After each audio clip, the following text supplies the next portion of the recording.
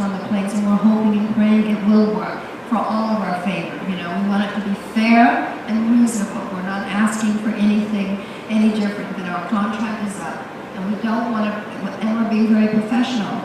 And unfortunately, they were not. You know, they were not professional when he went and produced a letter, and that was wrong because when you're in negotiations, it's got to stay professional. For them to put it out, it was wrong. So it was not good. So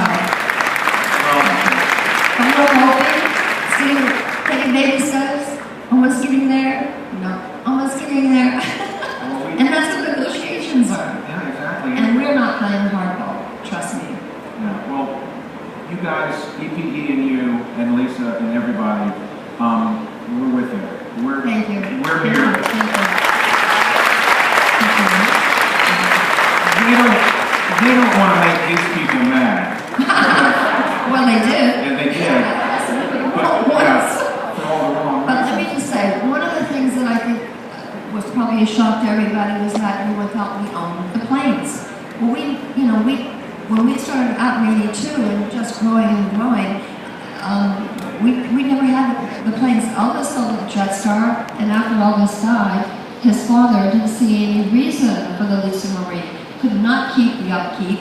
You know, it was just sitting there, and he didn't know what was going to happen. You know, he just felt, he didn't realize, he died a year later, so he got rid of it to save money, so that there was money for Graceland. So when we then found planes, or someone came to us and said they had planes, and we said, my God, we would love to lease them from you, because they were asking way too much for us to purchase them at that time. We just couldn't afford it. So we leased them, and I think that was probably the biggest shock to everyone, but, you know, just it's the way life is. Yeah, Who knew? Business, you know, taking care of business, you know, that's what you do.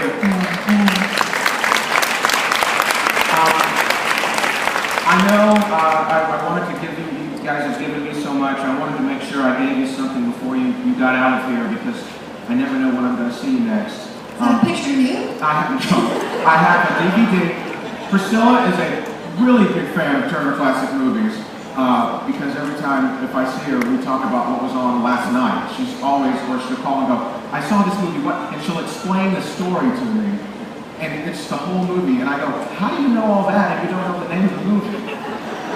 So you are a big fan of classic movies, but I wanted to give you a DVD, a Turner Classic Movies DVD. These are Robert Osborne interviews with Peter O'Toole, Liza Minnelli, and Eva Marie Saint, and Louise Reiner, and I wanted to give that to you. Thank you so much. Thank you. And please say hello to Robert. I will do that. I will do that. You've been on the network a couple of times, and we appreciate all that you do for us in helping us out and spreading the word of Turner Classic Movies.